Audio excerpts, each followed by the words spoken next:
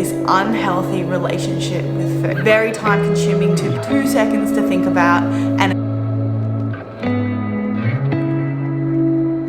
hey guys, my name is Laura and I am an online exercise physiologist. I help women love the out of their bodies by training smarter and without sacrificing the food they love. Today I want to talk about all things calories and calorie counting and how to stop counting calories and still reach your body composition goals. So a calorie is simply just a unit of measurement. It is the amount of heat needed to raise the temperature of a gram of water by 1 degree Celsius. As you can probably tell, that would be very time consuming to be measuring everything, and it would be very probably inaccurate. So we're really just relying on a database of values to give us how much calories are in a certain amount of food. Calorie counting can be used as a really good tool. It can be really good for athletes if they have a specific body composition goal. It also can be good short term to teach people the makeup of food. So what is a fat? What is a carb? What is a protein? But then what happens is food becomes a number and not a pleasurable experience. You start to choose what you can eat dictated on how many calories you have left in your day. You're not choosing what you want to eat, you're not choosing on how hungry you are, and you may even avoid certain foods because you know how much calories are in them. So it can create this unhealthy relationship with food. This is exactly what happened to me. I calorie counted for 12 weeks straight to the T, and by the end of it, I was afraid to eat an apple. I was afraid to eat over my calories. I was afraid to eat anything higher in calories because then it would take away like a big portion of what I was able to eat in that day. So learning how to intuitively eat has honestly been the best thing I have ever done, and I'm here to tell you how I did that. My first tip is to delete the app. Get rid of it. Then you're not tempted to log on and track your food. I know it can be tempting to get on there and track your food even though you're saying you're not, especially if there's an instant when you're going out for dinner and you just need to make sure that you've got enough calories for it. Just get rid of it. It's so freeing and it's so rewarding, but it is hard, so just do it. My second tip is to get someone to try and portion your meal out for you. This was really hard for me because that was something that I knew I had control over. If I was portioning out my own food, I knew how much I was eating.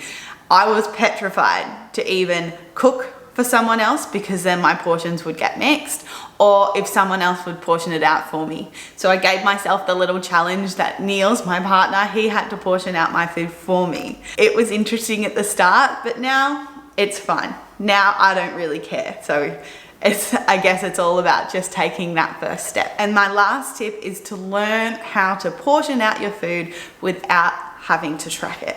And that's what I'm gonna go through right now. So my first tip is to learn how to actually read a food label. How much protein is in it, how much carbohydrate, and how much fat is in it per serve.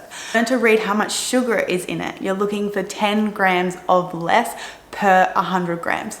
Learn how much fiber. You're looking for 3 grams or more per serve. Another tool to portion out your food is the plate method. It's so simple and it's so easy and it's so practical. What you're looking for is on your plate, you want to be filling half of it with colorful fruits and vegetables. 1/4 is your lean protein. The last quarter is your complex carbohydrate.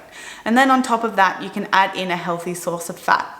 So easy, it takes about 2 seconds to think about, and it's literally what I think about every single time I go to make a meal. For example, if I was going to make spaghetti bolognese, first of all, I would think about my protein source. So for me, because I am a vegetarian, I would either use lentils or I would use vegetable textured protein. Then for my carbohydrate as my next quarter, I would think about my pasta, normally going for either like a higher protein or a high fiber, more so pasta, or just a normal fettuccine because it is my favorite.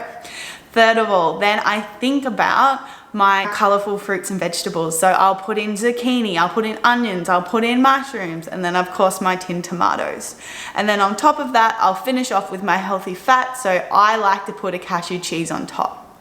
So simple, perfectly balanced, and such an easy method. And then another tool I also use to incorporate with my plate method is learning portion sizes of foods. The Australian National Guidelines have lists of portions of specific foods. So in your complex carbohydrates, they have a list of all the foods. So for example, it's 1 piece of bread or 1 English muffin or half a cup of cooked rice, cooked quinoa, 1 medium sweet potato. And learning your portion sizes of your protein. So for tofu, it's 170 grams. In meats, it's 80 grams raw. For fish, it is 100 to 120 grams depending on the type of fish. And then of course, lastly, your fat. So you're looking at like a tablespoon as a serve, or an avocado as about 1/4 of a serve. I'll link down below the Australian National Guidelines of portion sizes to give you an idea of how much of each food you're meant to be eating.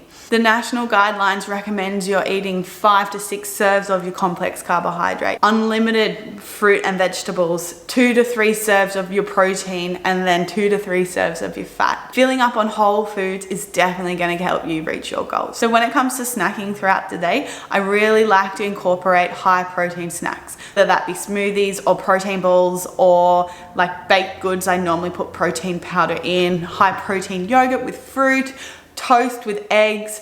I always like to incorporate those high protein snacks, for 1 for satiety, for 2 to help me reach my protein goal, and for 3 it stops me from overeating at my main meals. So guys, calorie counting is a good tool, but it also can create an unhealthy relationship with food. So I would love to know if these tips are helpful for you, because you save so much time and energy not counting your calories. It is a personal preference and it's completely up to you. So guys, if you did like this video, can you please give it a thumbs up, either consider subscribing. I am uploading weekly videos all about exercise, nutrition, mindset, and just love. Thanks for watching guys. I hope to see you all next week.